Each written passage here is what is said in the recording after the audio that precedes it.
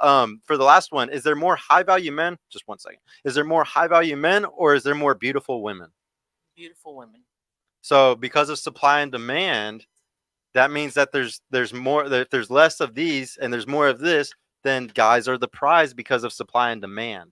So if y'all looking for a top guy, top earner and all this stuff like that, I'm just gonna argue that those guys are the prize.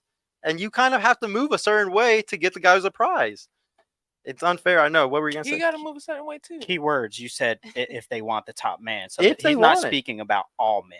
Yeah, So- yeah. Y'all, there's tons of beta bucks out here that are really good guys. Like really good guys, honestly. Like I was just gonna say, like, I feel like a lot of men are sassy now. Like they're very sassy, but it's like we gotta be tough all the time. But we want somebody that's gonna make us want to be soft, and we want somebody that's gonna like make us feel like kind of vulnerable. Like because we're so tired of having to be hard on dudes all the time, and oh no, you can't do this for me because I can do this for myself. Just- but it's like Right. we want somebody to come and take over for us. It's the because- it's the financial institution's fault. Like y'all gotta understand, they devalued the dollar to the point where no guy can be a provider to y'all anymore. Like our grandfathers and our fathers, like how easy it was to be the provider, to be able to make the woman like fully feel comfortable and in her femininity, like we're talking about and stuff like that. That's not possible today, like it was 60 years ago. Yeah, go ahead. Also, 60 years ago, the grandpa used to go have outside kids and all this extra stuff just because he was paying the bill. She would settle. So with him. like, and I'm not condoning anything like that. So like my biggest thing is I'm very against affairs. Like there's a huge difference between like a guy who steps out and like has sex with a woman and a guy that goes and starts a whole damn family with somebody else.